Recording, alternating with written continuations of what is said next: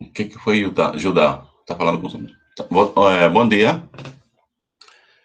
Nessa videoaula vamos dar continuação à videoaula anterior, onde começamos a falar sobre a construção dos números reais, passando pela construção axiomática dos números naturais, inteiros e racionais. Então, brevemente, vamos a começar onde terminamos na videoaula anterior, né? Eu vou passar rapidamente para vocês só lembrarem, né? Veja que nós introduzimos a definição dos números naturais axiomaticamente, né? Através dos axiomas de Peano. Nós definimos duas operações em N, adição e multiplicação, e elencamos suas repetidas propriedades, certo? E observamos que essas operações de adição e multiplicação eram fechadas, né? Ou seja, a soma de dois naturais é novamente um número natural, o produto de dois naturais novamente era um número natural, certo? Por causa disso aqui. Introduzimos a definição de potência do número natural. Também introduzimos a relação de ordem no conjunto dos números naturais, com as propriedades de tricotomia, monotonicidade e transitividade. E também enunciamos o princípio da boa ordenação, certo?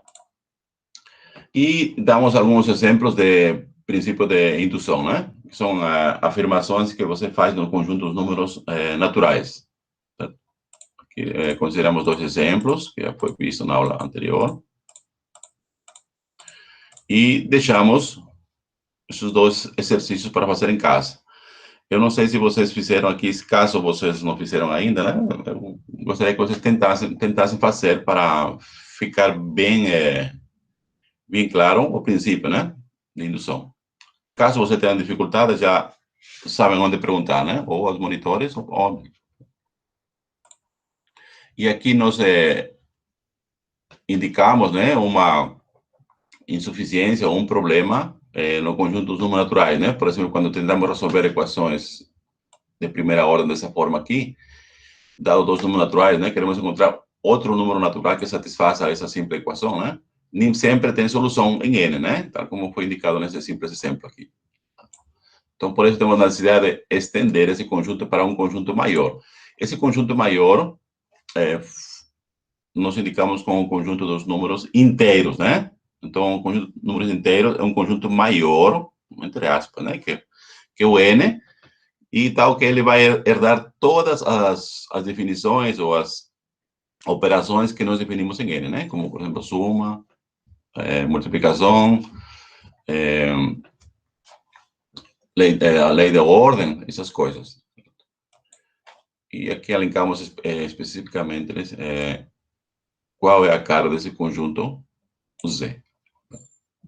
Aqui introduzimos o elemento neutro para a adição e o elemento oposto, né? Então, com essas novas definições, né, nós podemos fazer uma nova operação que se chama de subtração. E observamos também que quando queremos resolver uma equação da forma, por exemplo, aqui, mx mais igual a n, com dados m e n, né, encontrar um número inteiro que satisfaz a equação. Nem sempre é possível resolver esse tipo de equações no campo ou no conjunto dos inteiros, né? E por isso que, novamente, nós vemos na necessidade de ampliar esse conjunto dos inteiros para um conjunto maior, que vamos chamar conjunto dos números racionais, certo? Então, já vemos que já estamos estendendo os conjuntos, né? Esse novo conjunto que vamos chamar racionais, né? Obviamente, ele, de novo, vai herdar todas as propriedades, as operações que você definiu em Z, né? Só que vai ter mais alguma coisa, em particular, vamos a poder resolver sempre esse tipo de equações em R, em los racionais, né? Certo? A cara do conjunto dos racionais geralmente é indicado dessa forma aqui, né? É como os elementos se chamam frações, né? E onde m e n são inteiros com n diferente de zero. Aqui essa simples escrita, né? qualquer inteiro, ele pode ser escrito como uma fração, né? Basta dividir ele por 1. Então, isso aí indica o quê? Que todo o conjunto dos inteiros está inteiramente contido em Q, né? E como vimos que os N estão incluídos em Z, né? Por isso que temos essa cadeia de inclusões. Aqui também temos as operações, né? Em Q, tal como foi definido em Z, né? Só que em Q nós temos uma coisa diferente que não tínhamos em N e em Z, né? Qual era essa coisa? Agora que todo número racional diferente de zero, né? Ele possui inverso multiplicativo, né? Então, essa propriedade faz do conjunto de números racionais ser um corpo ordenado. Certo? Que nós definimos isso aqui. E as operações que também definimos em Q, né? Eram a sua multiplicação, são fechadas, né? Aqui então, então o conjunto dos racionais é um corpo ordenado. Aqui nós também indicamos uma propriedade importante, né? Se você pega qualquer dois números racionais, né? Diferentes, né? Se eles são diferentes, então um deles é maior que o outro, certo? Então, a proposição diz que existem infinitos racionais entre esses dois racionais escolhidos arbitrariamente. A prova é muito simples, né? Basta somar ao primeiro racional um R, por exemplo, né? Onde esse R é encontrado dessa forma que está aqui. E esse N que está aqui, ele vai indicar quantas, como ele pertence aos naturais, portanto, nós vamos ter aqui infinitos números, né? Porque o conjunto de naturais é um conjunto infinito, né? Tudo certo? Aqui. E aqui nós provamos essa propriedade, né? Se nós começamos de esse número aqui racional A sobre B é menor que C sobre D, com todos esses números positivos, né? Então, nós temos as seguintes desigualdades aqui. Esse aqui foi provado e nós paramos aqui. Foi até aqui, né? Tá certo? Então, agora vamos a começar enunciar e tentar provar, assim, por cima, né? Uma proposição muito importante, né? Provavelmente aqui vocês ainda não escutaram da expressão matemática que se chama enumerável, mas vocês já devem ter uma ideia, né?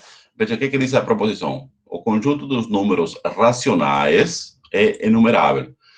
Antes de começar a prova, né, vamos a dizer que é enumerável, né?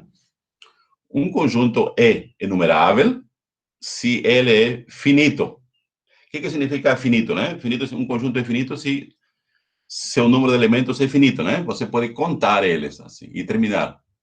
Você pode elencar todos esses números, por isso chama finito, né? Então, o número de elementos é finito. Essa é uma coisa, né? Ou ele é enumerável se ele tem uma correspondência com os números naturais. Ou seja, o que significa isso? A cada elemento desse conjunto, você pode fazer corresponder com todos os elementos dos números naturais. Por exemplo, né? O primeiro elemento de um conjunto, quando é numerável, você faz corresponder com o número 1, por exemplo. O segundo com o número 2 e assim por diante. Certo? Então, é numerável quando ele é finito, conjunto finito, ou existe uma relação de correspondência com os números naturais. Tudo certo? Antes de provar, vou fazer aqui uma pequena introdução. Suponha o seguinte, né? Vocês estão numa colina, por exemplo, né? E vocês querem participar, vocês vão assistir de uma corrida de bicicletas, tá certo? Vocês veem um monte de bicicleta lá embaixo, né? E vem um monte de ciclistas. Aí você não sabe quantos ciclistas tem, ou quantos ciclistas tem esse grupo de ciclistas, né? E também não sabe quantas bicicletas tem. Então, aí você fala, eu não quero contar quantos são, né? Mas eu tenho uma ideia. Eu vou pegar um microfone, alguma coisa no microfone, né? Um megafone, e vou pedir que todos os ciclistas se sentem em suas bicicletas. Certo? Mais ou menos assim. Aí você pega um microfone e pede para eles fazer isso, sentar, né? Aí, após um tempinho, aí observa, o que observa? Que todos os ciclistas se sentaram em uma bicicleta de tal forma que não tem nenhuma bicicleta sobrando. Aí que você fala, né? Mas, de fato, o número de ciclistas é igual ao número de bicicletas. Então, isso que significa rapidamente, né? Você não sabe o número de elementos, mas você sabe que tanto ciclistas como, ou seja, tanto grupo de ciclistas como grupo de bicicletas têm o mesmo número, né? Porque não sobrou nenhuma. Então, aqui podemos dizer que tem uma relação biunívoca, 1 a 1, né? Ou seja, a um ciclista corresponde a uma bicicleta e a uma bicicleta corresponde a um ciclista. Tá certo? Ali, por exemplo, tem uma definição de um conjunto que é enumerável, por exemplo, né? Você relaciona 1 a 1. Ou são conjuntos finitos. Se porventura, por exemplo, você pede para ele sentar e sobrasse uma bicicleta, por exemplo, né? Aí você fala, não tem correspondência, porque não a cada ciclista corresponde a uma bicicleta, né? Porque sobrou uma. Então, o número de bicicletas é maior em um. Perfeito, mais ou menos tem uma ideia vaga, né? Mas agora, observem agora aqui, né? Se você tem um conjunto infinito, por exemplo, quais são os conjuntos infinitos? Os números naturais, como já vimos, os números inteiros, né? E também, obviamente, o conjunto dos números racionais é infinito. Então, a pergunta é, né? Será que o conjunto dos inteiros racionais é enumerável, por exemplo, né? O que significa? Você pode fazer corresponder a cada elemento dos racionais ou inteiros um número natural. Então, isso que vamos a tentar provar assim por cima, né? Isso aqui. Tudo certo? Ou seja, de uma forma ou outra, vamos a tentar imaginar que o número de elementos do conjunto naturais é o mesmo número de elementos dos racionais. Não é um pouco assustador isso aqui? Por que é assustador, né? Porque vocês sabem que o conjunto de racionais, não existe essa palavra, mas vou colocar em parênteses, né? É maior. Por quê? Porque existem muitos números que são racionais e não são inteiros, não são naturais, por exemplo. Você pega todos os negativos, por exemplo, e são infinitos, né? Você pega as frações, que também são muitas, né? E não são naturais. Mas, no entanto, existe uma correspondência entre os naturais e os racionais, o que implica que eles tenham a mesma cardinalidade, que se chama matemática, né? Ou seja, o número de elementos são iguais, são infinitos. É absurdo, né? Assim pensar. Ô, professor, Hum, então o conjunto racionais, ele não é sim, enumerável. é enumerável. Ele é Mas, enumerável. mas Sim, sim. se... Ai, meu Deus, eu me perdi já. É porque você disse assim que ele pode se misturar com o natural e o inteiro, e eles não Uhum. são inumeráveis. Então, tecnicamente, ele seria não enumerável também, ou não Não, faz sentido? não. O conjunto dos inteiros é enumerável. Como eu falei, apesar que você fala os conjuntos inteiros, ele tem mais elementos que os naturais. Não tem mais, porque ele tem os naturais, tem mais o zero, mais os negativos, os opostos naturais. Mas, no Sim. entanto, eles têm o mesmo número de elementos.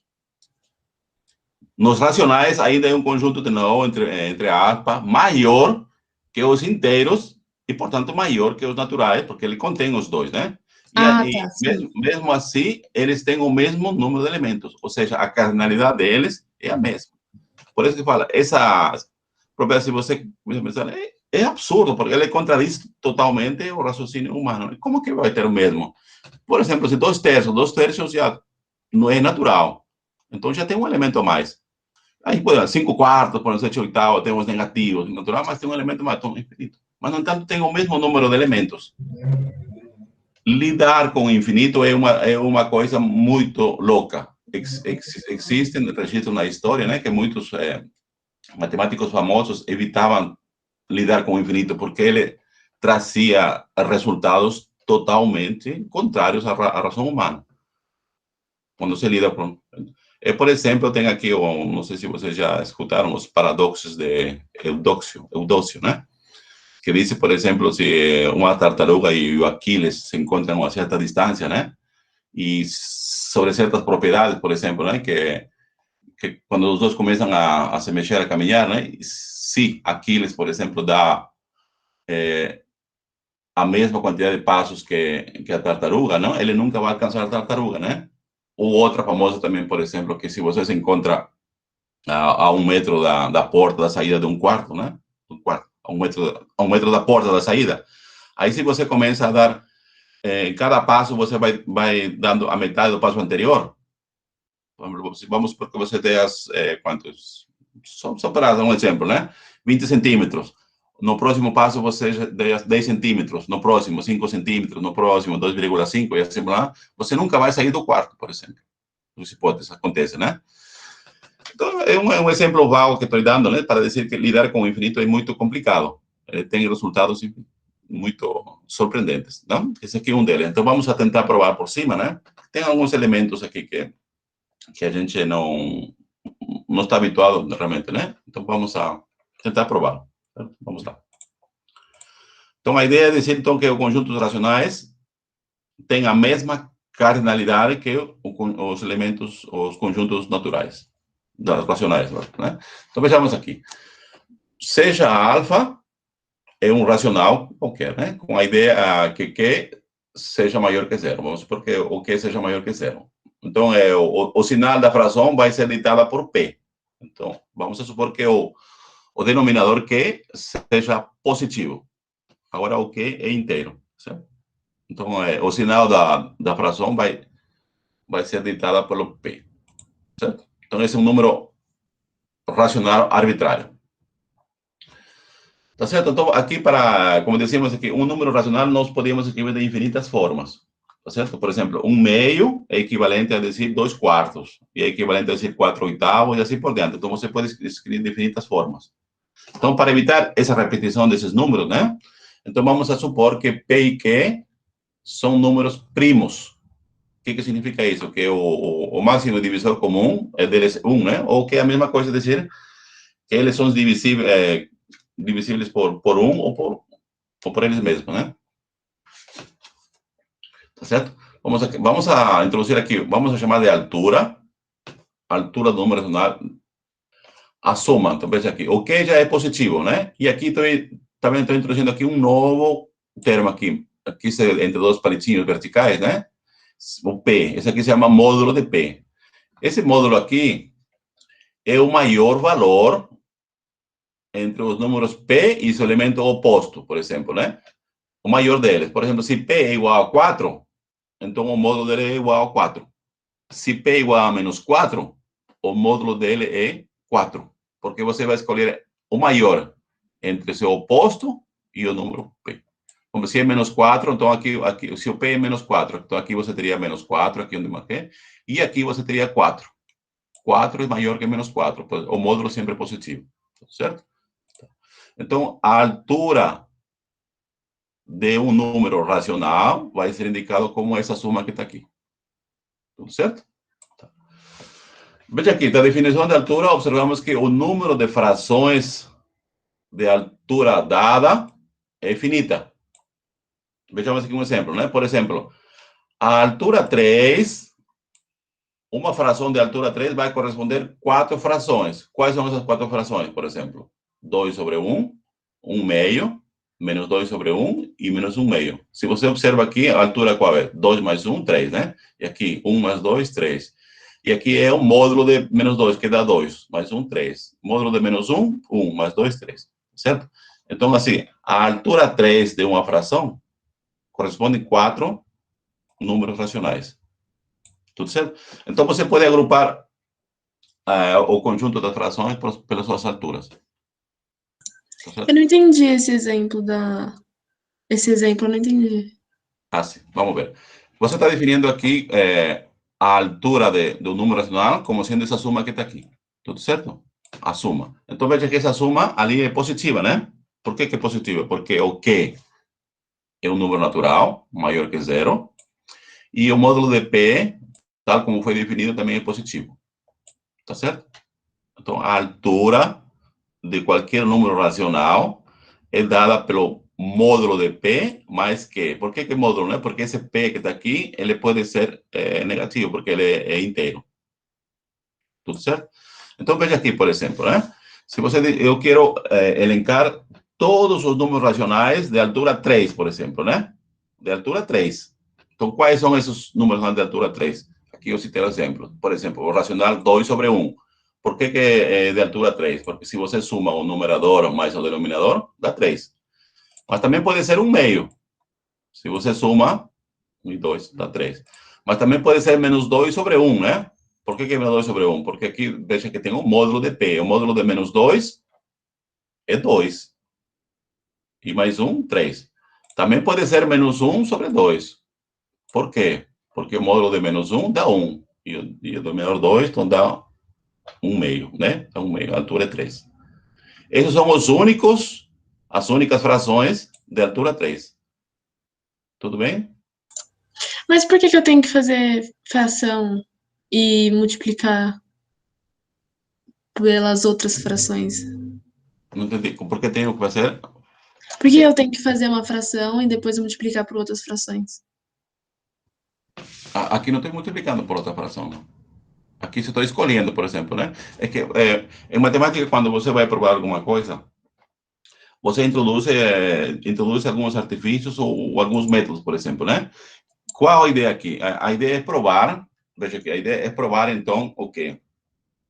Que o número de elementos do conjunto dos racionais é o mesmo que o número de elementos dos naturais. O que significa isso? Que vai existir uma correspondência biunívoca entre cada número racional, vai existir um número natural. Ou vice-versa, né? Para cada número natural, vai existir um número racional, certo? Vai estabelecer uma correspondência. Então, para isso, nós estamos introduzindo aqui a definição de altura de um número racional. E aqui, esse aqui é um exemplo, por exemplo, né? Eu poderia colocar quais são as frações de altura 4, porque vai ser um pouco maior as frações. De altura 2, de altura 5, quais seriam? Tudo bem? Eu achei que a vírgula fosse multiplicação, mas isso daí é Não, uma não, não. vírgula, né? É, vírgula, é isso. Porque Ah, tá. aqui Por você isso que está... eu perguntei. sim. Você está estamos alencando aqui a, a, a altura 3 vai corresponder 4 frações. 2 sobre 1 é uma fração. 1 meio é outra fração. Menos 2 sobre 1 é outra fração. E menos 1 sobre 2 é outra fração. Bom? Então, 4, um exemplo, né? Ah, tá. Então, Eu consegui entender. Que aí vai do menos 3 ao 3. vai de quê? Não entendi. O P, então, vai do menos 3 ao 3. E aí tem 4 frações dentre ele. Não, você, quando calcula a altura, aqui tem a forma, para calcular a altura, você faz essa soma aqui. Módulo de P mais Q. Então, você tem que combinar de tal forma que essa soma seja igual, por exemplo, à altura que você pediu aqui. Como no caso nós pedimos 3, então você tem que combinar esses números de tal forma que dê 3.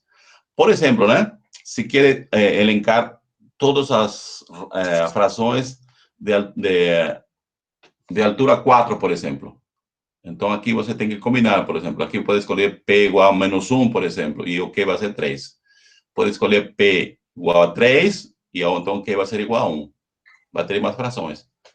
Aí você vai escolhendo. Então, em princípio, você pode, dada a altura, você pode dizer quantas frações correspondem.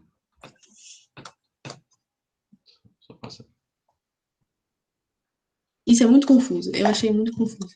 Sim, eu concordo com você. Como eu falei, essa aqui é uma... Eu poderia simplesmente dizer para vocês, né?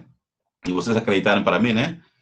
Que o conjunto Q é numerável e ele tem a mesma característica que os naturais. Ficaria assim, né? Mas aqui estou tentando fazer. Então, para o curso de vocês não é muito obrigatório, mas ao menos ter uma ideia, né?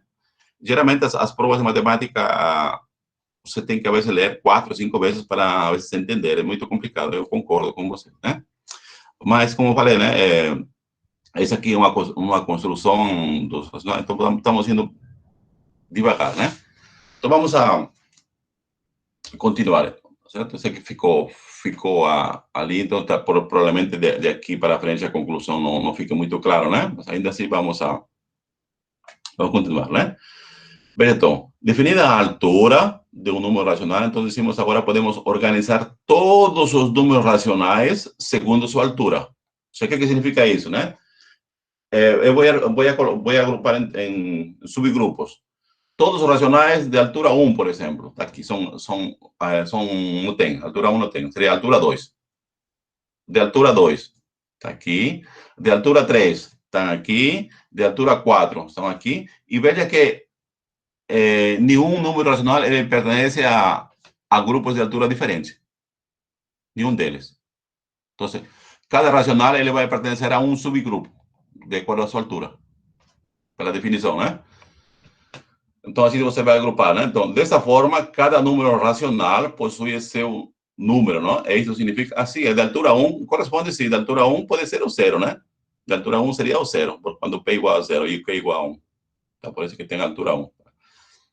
Isto significa que está estabelecida uma correspondência biunívoca entre N e o conjunto dos números racionais. Então, a pergunta que me fez agora, não sei quem foi, vamos ver seu nome aqui, acho que foi Camila, né, que perguntou?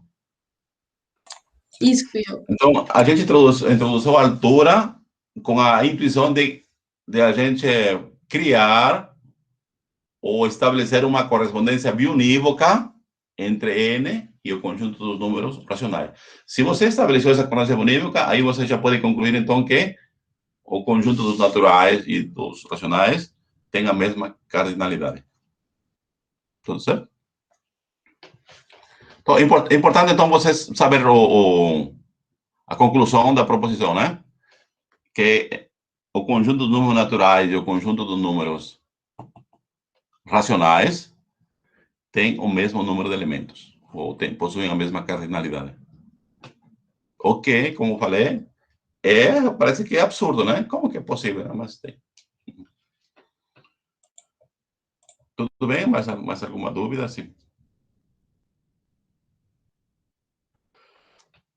Tudo certo. Então, vamos fazer mais uma coisa aqui. Então, vamos lá. Então. Veja que aqui tem uma coisa um pouco mais abstrata ainda, né? Por que nós estamos introduzindo essas definições aqui? Porque a ideia é estender o grupo de racionais para um maior. Mas por que estender? Então, veja que quando nós estendemos os naturais para os inteiros, nós mostramos que que havia uma deficiência no conjunto naturais, né? Aquelas equações lineares que não tinham sentido. E quando estendemos o Z para os racionais, também mostramos uma deficiência nos conjuntos dos inteiros. E aqui a mesma coisa vamos a mostrar, não uma, várias deficiências, né? E essas deficiências estão ligadas para a definição de supremo e ínfimo de um conjunto. Então, essa aí é um pouquinho abstrata, eu vou ser sincero com vocês, né? Então, eu vou, assim, enunciar rapidamente, caso vocês tenham dúvida, né? Aí vocês me passem, eu posso repetir, tá certo? Então, antes de apresentar algumas deficiências algébricas no conjunto dos racionais, vamos a introduzir a seguinte definição. Qual é a definição? Veja aqui. Temos aqui um subconjunto E dos racionais. Esse conjunto é dito limitado superiormente, se existe um número M, ou seja, obviamente esse M é racional, né? Tal que todos os elementos de E são menores ou iguais a M. Para todo X. Por exemplo, vamos a pegar um exemplo prático para vocês entenderem. Vamos supor que o conjunto E é formado por um conjunto finito. Vamos supor, sejam as frações 1/2, 3/4, 5/4, 7/3, por exemplo, né? Ali, por exemplo, esse conjunto é finito, né? E ele é limitado, porque tem um número finito de termos. E observa que o conjunto maior dele é 7/3, de acordo com o exemplo que eu dei agora, né? Então, veja, por que 7/3 é o número que limita? Porque 7/3 é maior ou igual que todos os elementos do conjunto, do subconjunto. Isso que quer dizer aqui, então. Mas eu poderia pegar outro elemento que não esteja nesse subconjunto. Por exemplo, eu posso pegar 8 8 de fato é maior que todos os elementos do subconjunto que acabei de dizer, né? Tudo certo? Esse que se chama limitado superiormente. Ou seja, sempre vai existir um número que seja maior ou igual que todos os elementos do subconjunto. Obviamente, esse limitador aqui que está chamando M, né? Essa, se chama cota superior. E essa cota superior não é única. Por quê? Porque vão existir infinitas cotas superiores.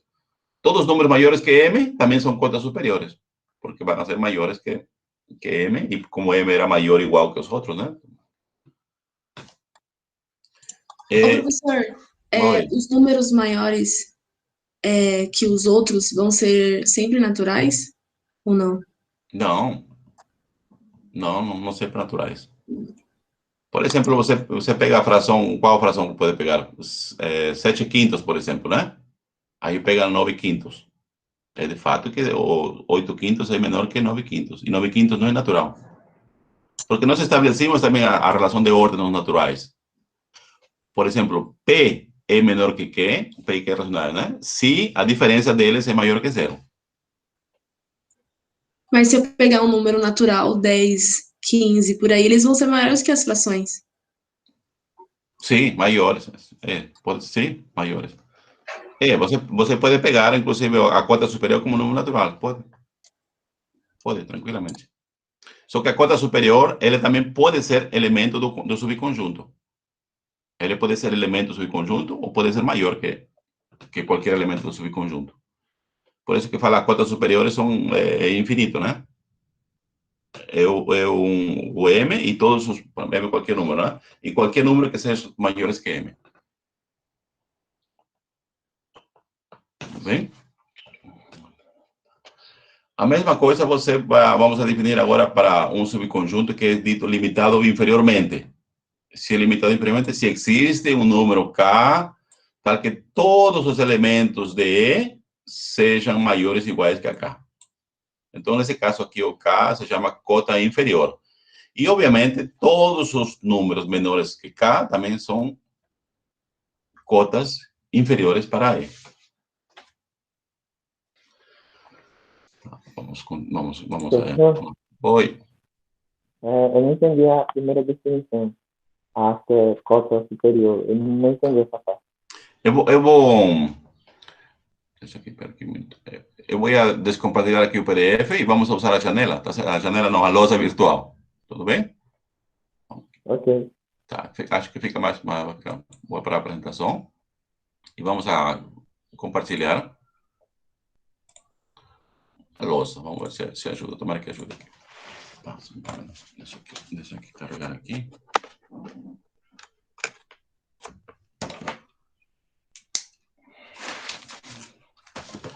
Só um minutinho aqui, está carregando aqui a lousa. Vamos aqui. Certo? Vejamos aqui. Você tem aqui o conjunto, vamos supor, eu chamei D, né? Isso. O conjunto E. Vamos escrever explicitamente um subconjunto. Vamos escrever aqui por exemplo, né? 3 meios. 5 sobre 3. Por exemplo, né? Aqui. 7 meios. 9, por exemplo, aqui. Tá certo? Tá certo? É fácil ver que esse aqui é um subconjunto dos racionais, tá certo? Que esses 5 elementos do conjunto E, todos são racionais. Por isso que é um subconjunto, tá certo? Vejam aqui agora, então, né? Como que se define supremo de E? Aliás, cota superior, né? Então, decimos aqui, E é limitado superiormente.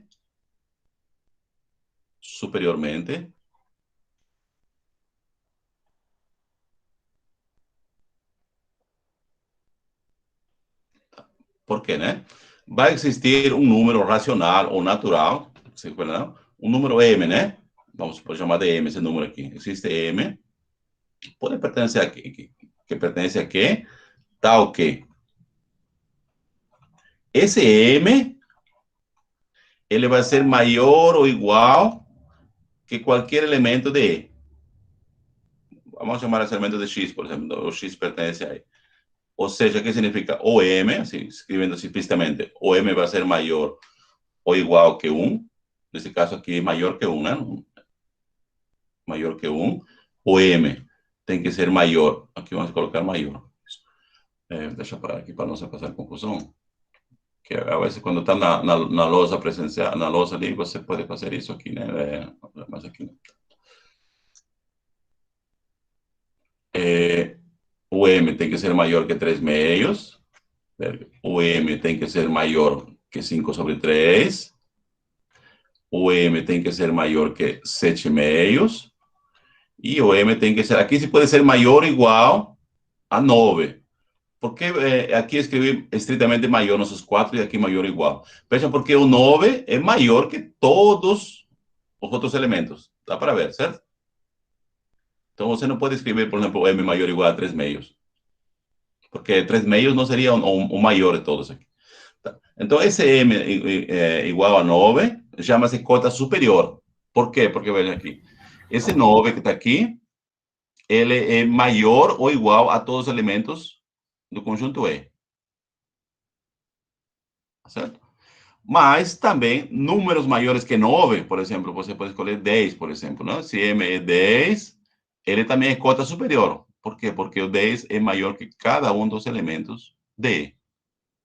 Então, existem infinitas cotas superiores.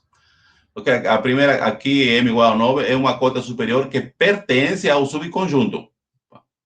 Vou subir aqui, sim. Então, M igual a 9 é uma cota superior que pertence ao subconjunto.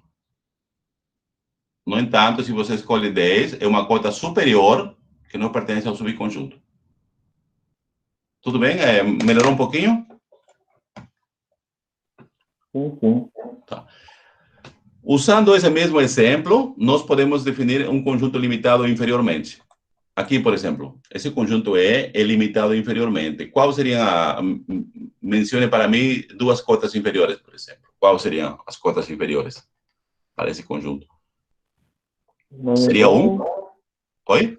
1 e 3 meios. 1 e quanto? Meios. 3 meios. Não, 3 meios não, porque 3 meios, se você traduz para decimais, seria 1,5, né? E 1,5 é maior que 1. Então, veja que a cota inferior, ele tem que ser menor ou igual a todos os elementos. Tudo certo? Por isso que não pode ser 3 meios. No caso, você pode falar números que não estão nesse conjunto. Pode, claro. Você colocou. Pode falar que não está no conjunto. São cotas inferiores. Porque é menor ou igual. Pode ser estritamente menor ou igual. E 3 meios não pode ser 3 meios. Por que 3 meios? Porque 3 meios não é menor que 1. Então, pode ser 1. Outro pode ser? 1 sobre 2? 1 sobre 2, exato. 0. E todos os negativos. Tá certo? Então, existem infinitas cotas inferiores. Tudo bem?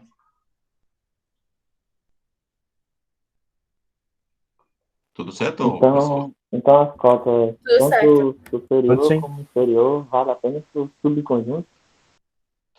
Desculpa, teve aqui um eco. Toda cota superior e inferior, me repete? A cota superior e inferior vale apenas para um subconjunto específico? Não, geralmente é para qualquer subconjunto. Aqui a gente escolheu específico só para reforçar a definição, mas em geral a definição é para qualquer subconjunto. Para qualquer. Entendi. Tá bom? Bom, eu vou descompartilhar aqui, vamos a voltar, né? Se é possível. É bom perder um pouquinho de tempo melhor na lousa, ajuda muito, né? Então, eu vou voltar a apresentação aqui, só um minutinho. Aqui. Vou voltar ao PDF.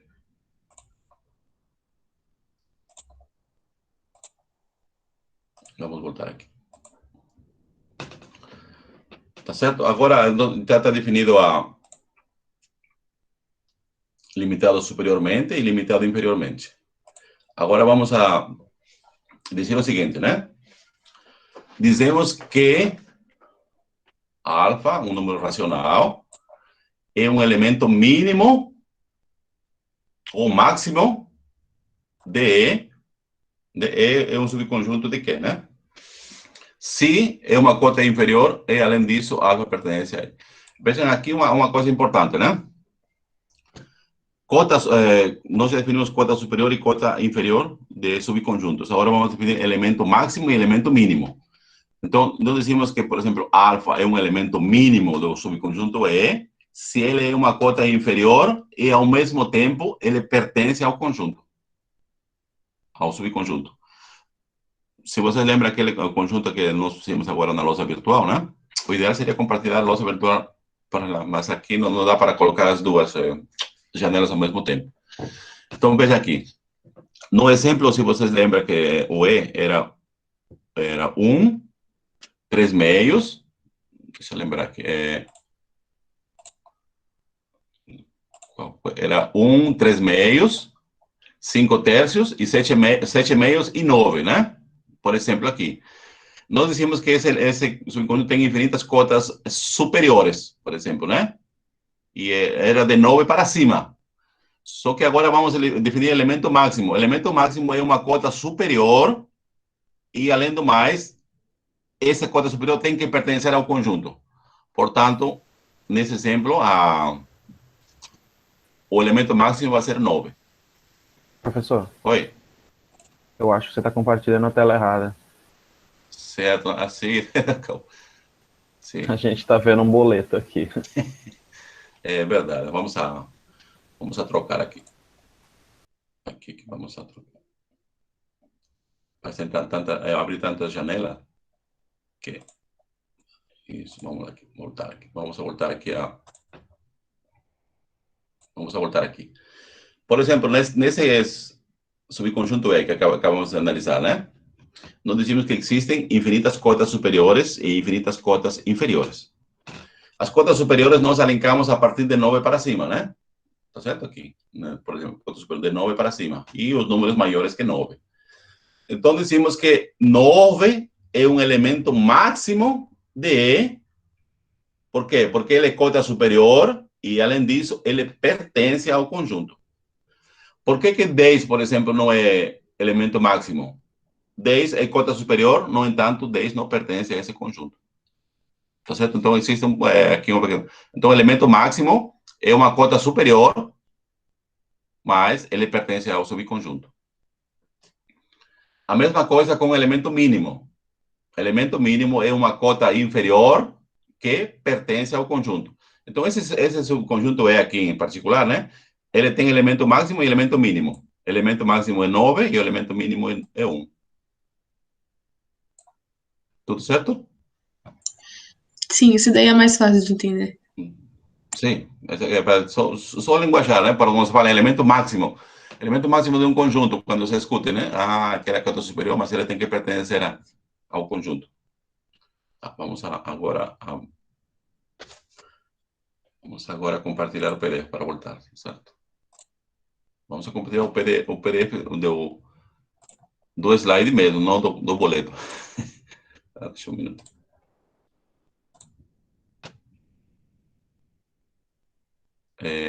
Deixa eu ver aqui, isso, diferente da cota. Vamos aqui ao chat aqui, acho que tem alguma perguntinha aqui.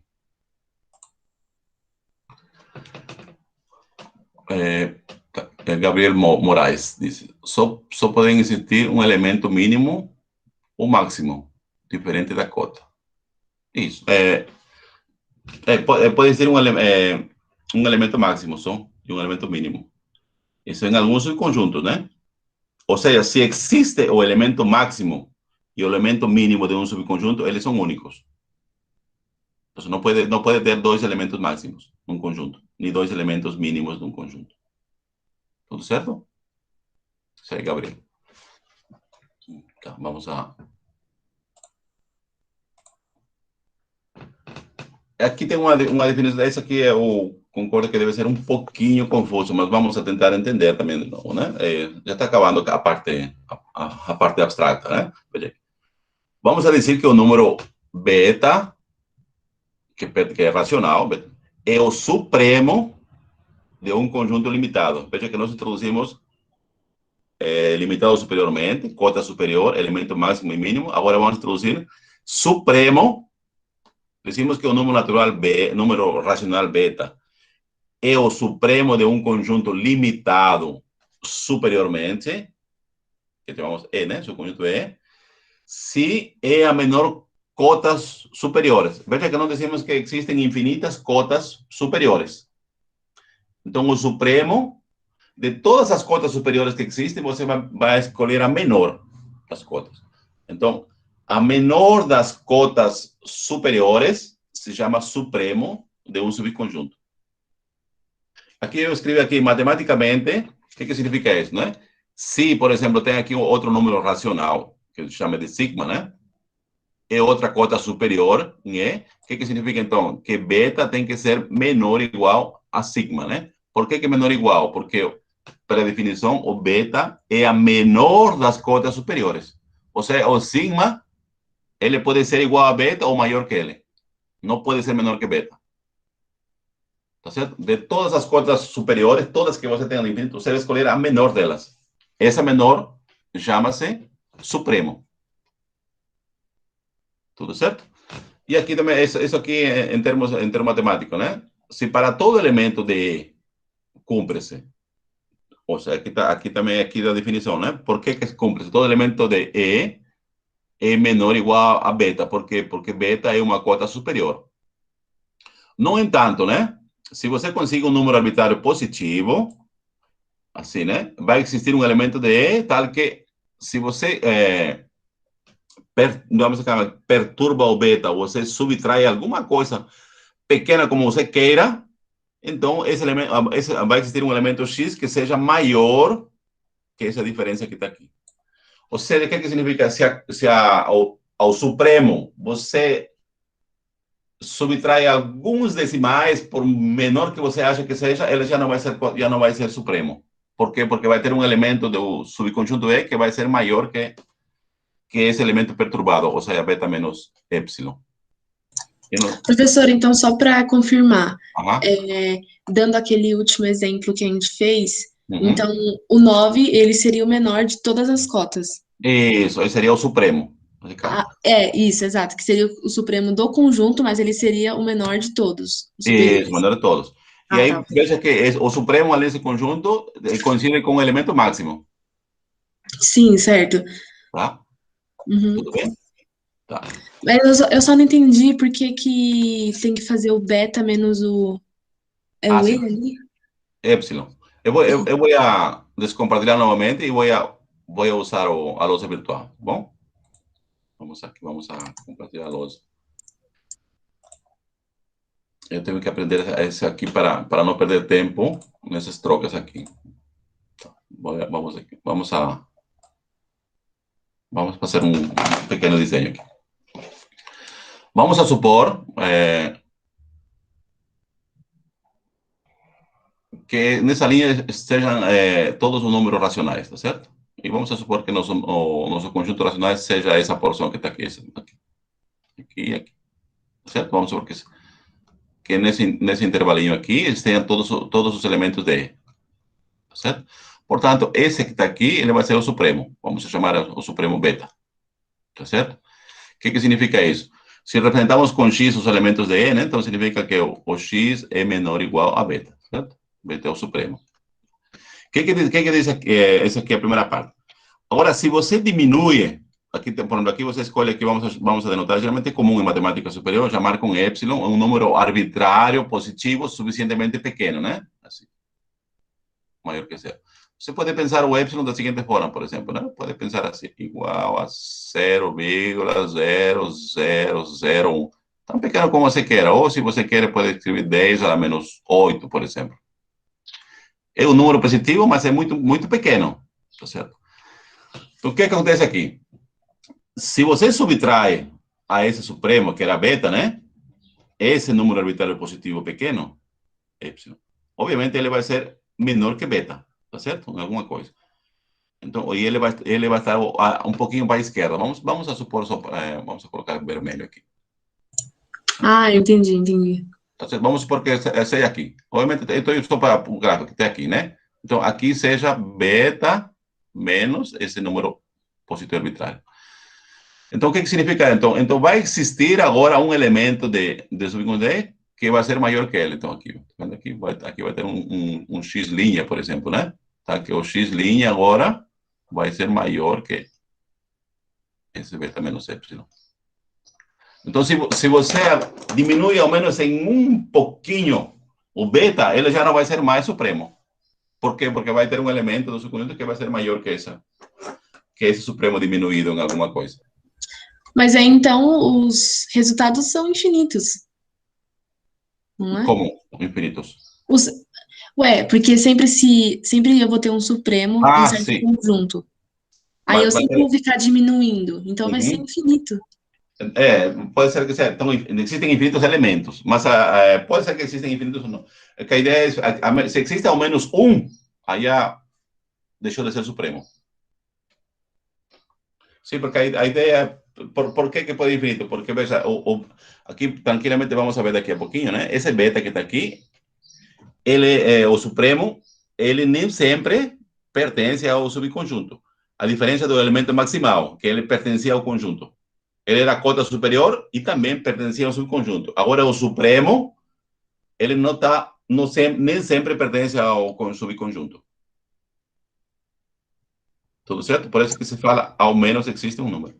Certo. Tá bom? Vamos voltar aqui rapidamente aos slides.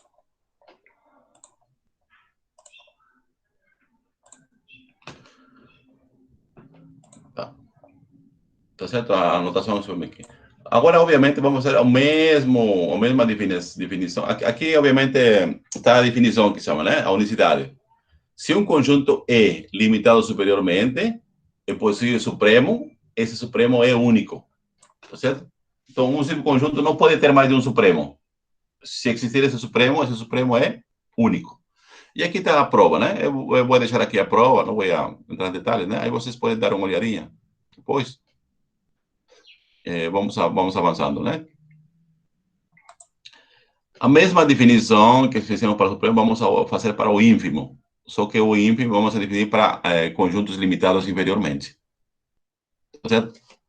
Se você diz que o alfa, por exemplo, é o ínfimo de um subconjunto, né?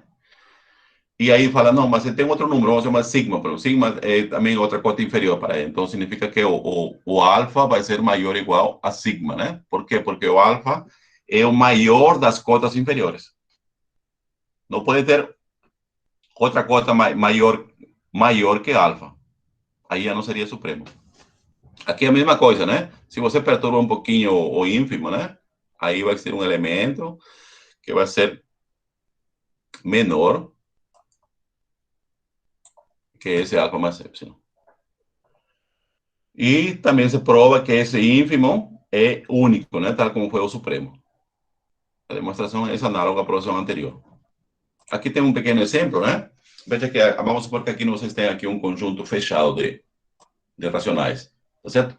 Tanto A e B são números racionais. E aqui, essa notação aqui significa fechado, né? Ou seja, ele contém o extremo, ou seja, o elemento A, ele está contido no conjunto, né? E B também está contido no conjunto. Por isso aqui o supremo é igual a B. E também observa que o máximo elemento também é B. Então, nesse caso, o supremo e o máximo são iguais. Certo? Aqui tem outro conjunto, por exemplo, né? Aqui tem um conjunto, é quase o mesmo, só que aqui está aberto em A.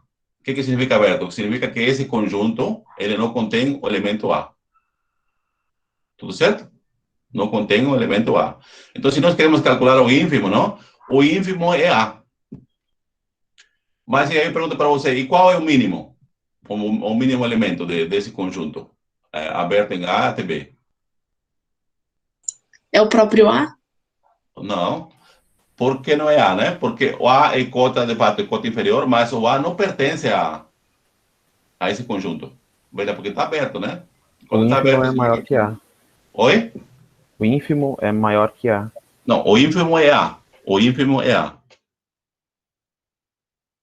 Porque a maior das cotas inferiores é o A, o ínfimo. Mas esse conjunto, aberto em A e fechado em B, ele não tem elemento mínimo. Não tem elemento mínimo. Ele tem ínfimo, mas não tem elemento mínimo. E agora aqui, esse conjunto aqui. Veja que o conjunto é formado por todos os elementos da forma 1 sobre n, né? Onde n é natural. Vamos a linkar alguns possíveis elementos, né?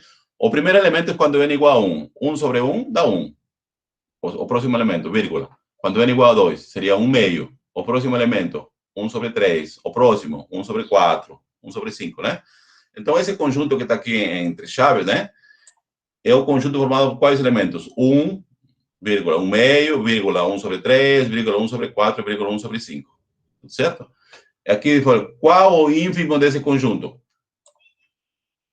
Por que é 0 o ínfimo? Porque veja que tem 1, 1 meio, 1 sobre 2, 1 sobre 3, 1 sobre 4. O que está acontecendo com os elementos à medida que o n vai aumentando? Tá reduzindo. Vamos falar já, está tendendo para 0, tá certo? Porque você vai ter 1 sobre 1 milhão, sobre 1 milhão. 1 sobre 3 milhões, 1 sobre 4 bilhões, né? Está tendendo para 0. Então, significa que o ínfimo é igual a 0. E qual é o elemento mínimo? Tem elemento mínimo nesse conjunto? O que vocês acham? Também não tem, né? Porque, veja, tem 1, 1 meio, 1 sobre 3, 1 sobre 4. Ele não tem elemento mínimo. Ou todos os elementos, a partir do n grande, eles estão tendendo para 0, mas não são 0. Eles tendem para 0. Portanto, não tem elemento mínimo. E qual é o elemento máximo desse conjunto? De 1 sobre n. 1 sobre 1? 1, isso mesmo. É 1. E o supremo, qual é? 1 sobre 1? Também, 1 sobre 1, ou 1, né? É 1 também, o supremo. Tá certo?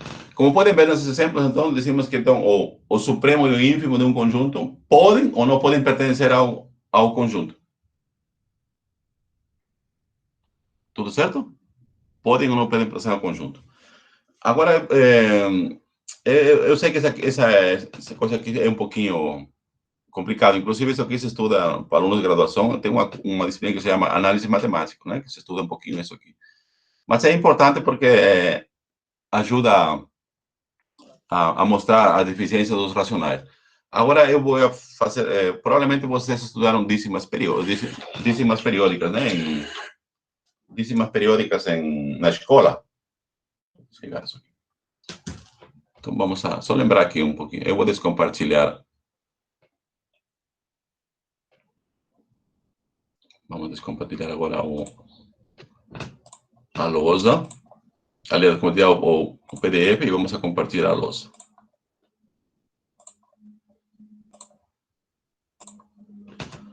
Eu vou precisar apagar isso aqui. Vamos apagar. Vou dar maior aqui.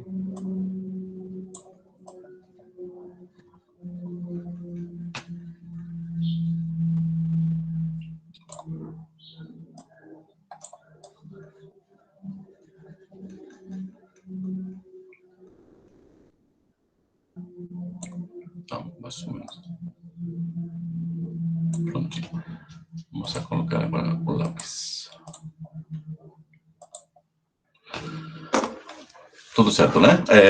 Número decimais, por exemplo, né? Decimais aqui. Números decimais.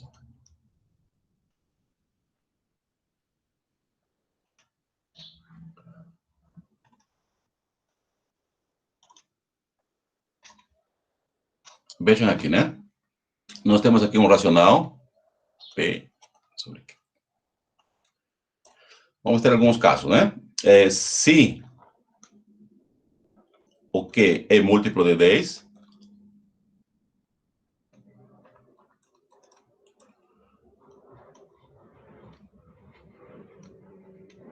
é múltiplo de 10, né? Ou seja, o Q pode ser, por exemplo, 10 elevado a n, vamos supor, né? N natural.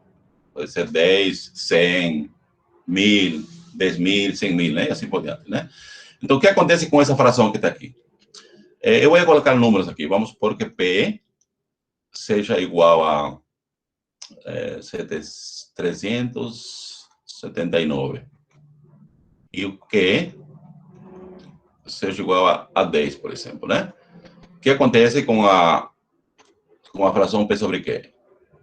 Isso aqui vai ser igual a mesma coisa que o numerador, só que separado por vírgula, né? Tantos zeros como tem o denominador. Nesse caso vai ficar assim. É fácil, então. Aqui decimos, então, que uma fração podemos escrever em forma decimal, assim, né? Também podemos pegar aqui outro número, só para aproveitar aqui. P igual a 2.525, por exemplo, né? E 6, por exemplo. 25.256. E que seja igual a 10 ao cubo, por exemplo, né? Então, quando nós queremos escrever aqui, isso aqui podemos escrever da seguinte forma. Você escreve aqui 25, 2, 56 e coloca a vírgula direita, tá? Depende tanto zeros como denominador, né? Como tem 3, vou ver aqui. Não precisa nem fazer isso aqui, né? Isso aqui na escola vocês viram aqui. Tá. Isso aqui quando o denominador é múltiplo de 10. Temos um número de decimais finitos. Também, se o P tem divisores, por exemplo, né? Tem divisores.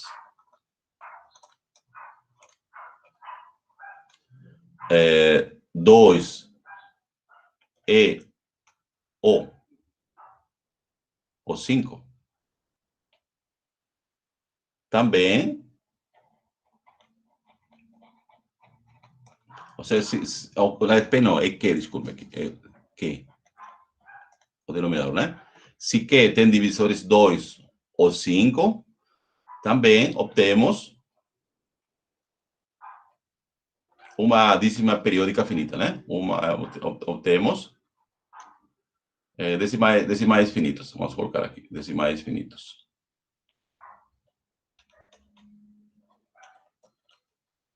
O que significa isso, né? Significa que após um processo em N passos, né? Ou em N divisões, vamos a ter conclusão, por exemplo. Se você tem aqui de novo, né? 748 dividido por 8, por exemplo, né? Isso aqui é a mesma coisa que dizer 748 dividido por 2 ao cubo, né? Obviamente, após um processo de divisão, né? Nós vamos chegar a um número de decimais finitos, né? Vamos a tentar dividir aqui, se eu consigo aqui de cabeça. Porque eu fui arbitrário, né? Então, aqui seria 8, 9. Aqui seria 9. 72, 28. E aqui seria 3, né? 3, 4. Coloca a vírgula e aqui seria 4. 40, né? 40 entre 8 seria 5. Isso mesmo, 5. Acabou, né? A mesma coisa também se o denominador é múltiplo de 5. Obtém aqui. Mas, se que tiver um divisor, né?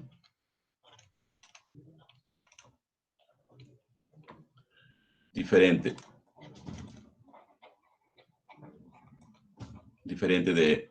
de 2 e 5. Ali, nós vamos a ter infinitos decimais, né? Nesse caso, vamos a ter infinitos decimais. Então, se que tiver um divisor diferente de 2 e 5, teremos, né? Decimais infinitos.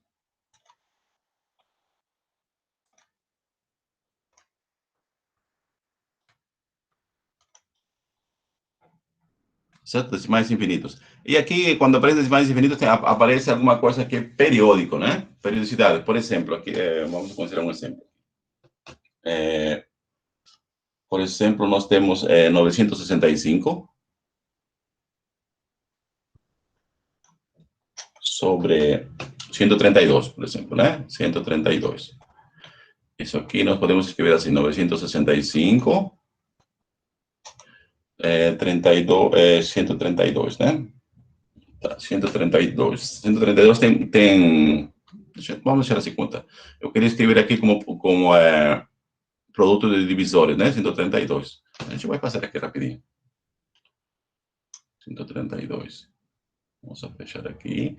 Aqui tem metade, aqui 6. Aqui seria 66, né? Metade é 33. 3, 11. E assim vai, né? Aqui tem 11. Então, a gente pode escrever assim. 2 ao quadrado vezes 3 vezes 11.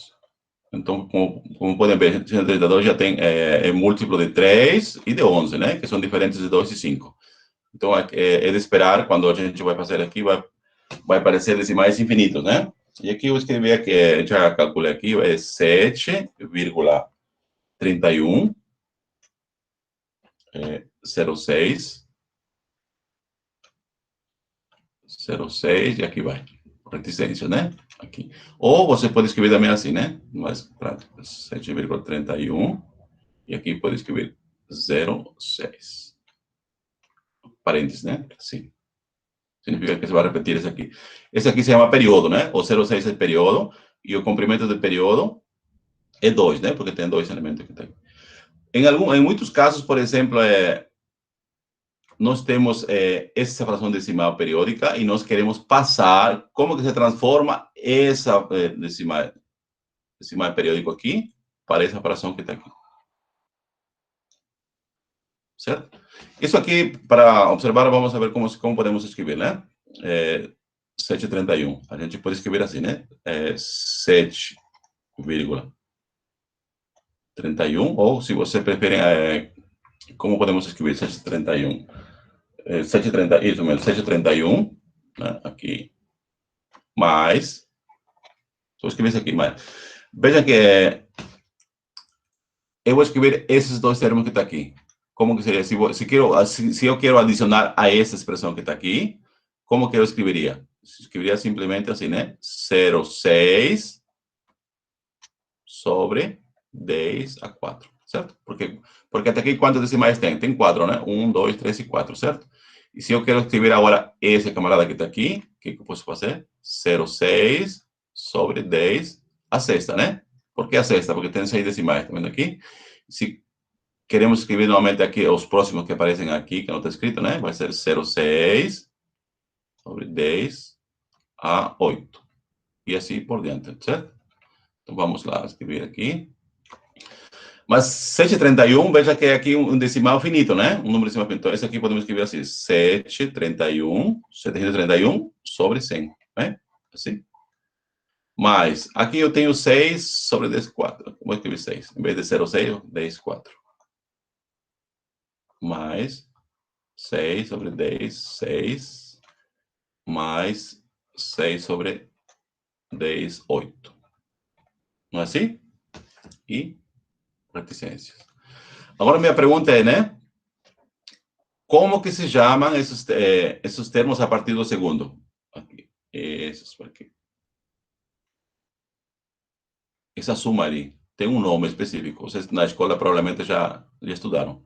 Alguém me diz?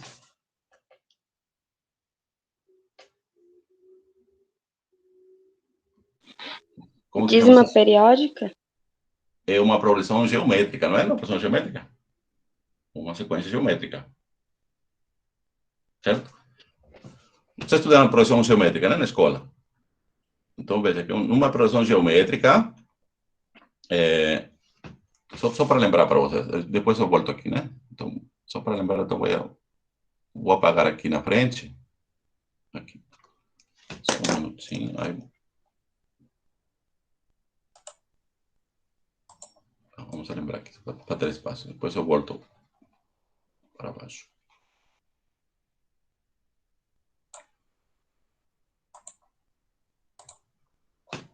Tem uma progressão geométrica, por exemplo, né? Vamos supor aqui a progressão geométrica. Você tem aqui o primeiro termo é A, e aqui vai ser AQ, mais AQ ao quadrado, mais AQ ao cubo, e mais, até chegar aqui ao termo AQN menos 1, por exemplo, né? Então, veja aqui, eu tenho, vamos chamar aqui de SN, assim. Tá certo? Esse aqui é a suma de uma progressão geométrica. Por que progressão geométrica? Veja que cada termo a partir do segundo, obtém-se do anterior, multiplicado por uma constante. Essa constante se chama razão. Então, aqui a razão dessa aproximação geométrica, razão, R, nesse caso, vai ser o quê, né? Certo? Sei que. E o primeiro termo, A1, vai ser A. O enésimo termo vai ser igual a A elevado a QN menos 1.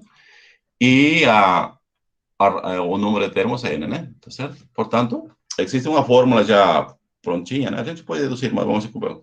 Esse aqui vai ser igual a quê? Vai ser igual a A1, ou A primeiro termo, menos o primeiro termo multiplicado pela razão elevado a N, sobre 1 menos a razão. Certo? Essa é a fórmula que nos permite calcular a soma de uma equação geométrica de N termos. Aqui a pergunta que não sei se na escola vocês já viram um pouco, né? Então, a razão, ele é um número, nesse caso, um número racional. Então, ele pode ser menor que zero negativo, pode estar entre 0 e 1, e pode ser maior que 1. Então, independência do valor que seja o quê, a razão, né? Nós temos, por exemplo, se nós temos aqui uma progressão geométrica infinita. O que significa infinita? Nós temos infinitos termos. O que acontece com a soma? Quando a progressão geométrica é infinita e queremos somar os termos, né? Tem uma coisa aqui. A soma pode ser infinito. Ou não pode ser infinito, né? Quando que não é infinito? Dizemos, se N, aqui vou já usar um pouquinho, que vamos usar em limites, né? Se N tende para infinito, ou seja, se N é um número muito maior que um número grande, maior que o número grande que vocês possam pensar, né? Então, se N é muito grande, o que acontece com a soma? Então, a soma, ele vai tender para um número que vai ser esse, que vai ser igual a A sobre 1 menos Q. Se a razão por módulo é menor que 1. Certo? Então, quando você vai somar uma progressão geométrica infinita, essa soma vai ser infinita só se o módulo da razão é menor que 1. Ou seja, a razão está entre menos 1 e 1. Se é qualquer desses números. Se for diferente desse intervalo, então a progressão geométrica explode. Ou seja, vai para infinito. Tudo certo? Então, vamos usar essa fórmula. Essa fórmula que nós vimos aqui. Essa aqui, né? Primeiro termo, 1 e menos a razão, para calcular esse aqui. Esse aqui, obviamente, se vocês observam aqui, é uma progressão geométrica infinita, tá certo? Porque tem a dízima periódica, né? Se repite 0,6, 0,6, 0,6, 0,6, 0,6, né? E a mesma coisa vai somando aqui. Então, vamos ver. E qual a razão aqui? A razão, veja aqui. Esse termo que está aqui, ele obtém-se do anterior, multiplicado por 1 sobre 10 ao quadrado. Não é? E 1 sobre 10 ao quadrado, que é a razão, ele é menor que 1. Portanto, é de esperar-se que essa soma que está aqui, entre chaves embaixo, né? Ela seja finita. Então, vamos a calcular ela. Aqui tem 731 sobre 100, mais a fórmula que nós deduzimos lá em cima é o quê? É o primeiro termo está aqui. É 6 sobre 10 a 4. Tudo isso sobre 1 menos a razão. A razão é quanto? É 1 sobre 10 ao quadrado. Agora vamos a resolver aqui. Tem 731 sobre 100 igual. Aqui, antes de dividir frações, vamos a lidar com o denominador. Aqui tem 1 menos 10 ao quadrado, seria o quê? 100 menos 1, 99. Então, temos aqui 100. Aqui não é igual. É mais. Aqui é mais. Deixa eu ver. Aqui é mais. Mais. Então, temos aqui 6 sobre 10 a 4. Sobre 1 menos 10 ao cubo, decimos que 10 ao quadrado seria 100 menos 1, 99. Aqui dá 99.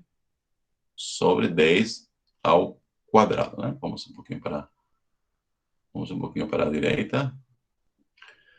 Igual. Aqui temos 731 sobre 100. Mais. Aqui, como que aprende na escola a dividir frações? Meios com meios, esse multiplica com esse e esse com esse, né? Então, quando 10 ao quadrado sobe, vai cancelar com aqui. Então, temos aqui, vamos ter 6 sobre, aqui embaixo vamos ter 99 vezes 10 ao quadrado. Tudo certo? Assim. E aqui, nós vamos a colocar fator comum em evidência. Veja que as duas frações têm um fator comum, 1 sobre 100, né? Então, vamos colocar aqui 1 sobre 100, sim. E aqui, o que ficou aqui? Aqui ficou 731. E aqui ficou mais 6 sobre 99, né? Sim. 6 sobre 99. E isso aqui vai ser igual a 1 sobre 100. E aqui, trabalhando com esse aqui, vai dar 24.000. 24.125. 125, obviamente, sobre 99, né? Porque já estamos terminando aqui. Igual 24.125 sobre, aqui tem 100 vezes 99, né? Assim. E isso aqui a gente pode... aqui acho que dava para simplificar, mas... não, aqui eu simplifiquei. Antes de fazer essas contas aqui, eu tinha simplificado aqui. Aqui dá 3. 2, aliás, né? 2, e aqui vai dar 33. Assim, 33. Então, aqui no 99 é 33, desculpem, aqui vamos apagar aqui. Então, é que eu tinha simplificado aqui, por isso que eu disse 33. Agora sim, aqui também vou apagar. Aqui vamos apagar isso.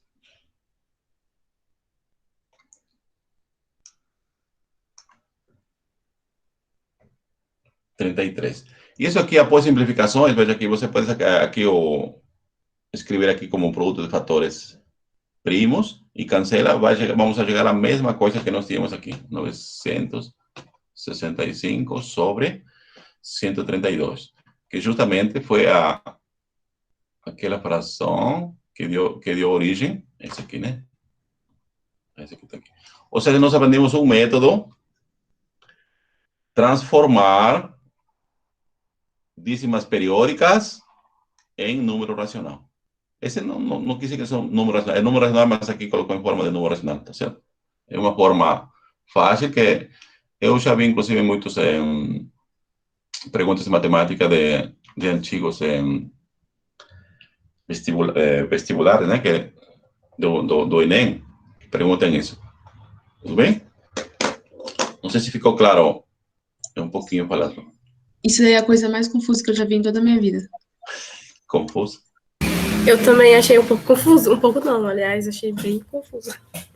Teve uma hora que eu estava entendendo, só que quando você começou indo metade do cálculo para lá, eu fiquei... Como assim? Sim, como podem ver, né? A ideia de lidar assim com decimais periódicos, né? Muitas vezes você tem um decimal periódico, aí você quer transformar em fração, por exemplo, né? Em alguns casos é fácil, por exemplo, nesse caso aqui é fácil. Aqui o problema grande nesse exemplo aqui foi lidar com soma de progressões geométricas, foi? Aí tem que saber a fórmula. Então, talvez aí foi a dificuldade, né? Porque até aqui eu acho que não tem nenhuma dificuldade aqui. Quando você escreveu 7,310606, como você escreve? Você escreve esses dois primeiro aqui, né? 31 aqui.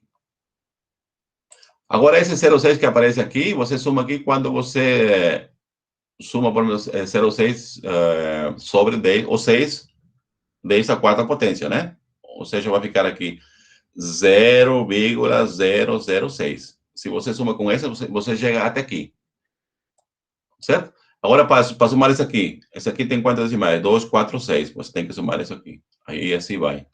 E aqui você reconhece que isso aqui é uma progressão geométrica infinita, de razão menor que 1. E para isso já existe uma fórmula, né? A fórmula que acabamos de dizer. A fórmula está aqui, né? Aqui é o primeiro termo, que seria esse que está aqui. E aqui seria 1 menos a razão. E, obviamente, aqui você tem que lidar com... Aqui tem o mesmo, e aqui vai dividindo frações, né? E aí vai, depois... Obviamente, aqui, para chegar a essa parte final que está aqui, você vai ter que colocar 24.125, vai colocar em produto de potências primas, né? Você primeiro terá metade, não tem metade, também 5, né? Quinta, depois deve ter 3, 4, sei lá, alguma coisa assim. E vai simplificando. Bom, eu concordo um pouquinho que... Me perdi no meio. Não é 24.123, não. É Monsantos. 123. É 132. Onde é... Eimon, é 24.123. Eu tinha calculado 24.125, né? Será que é assim? Deve ser 3, 1, 2. Não, porque... Veja aqui, está multiplicado por 33. 33 vezes 731, ele termina em 3. E soma mais 2 para terminar em 5. Saímos. Aqui é esse 24.133, mas você tem que somar mais 2. Faltou somar mais 2.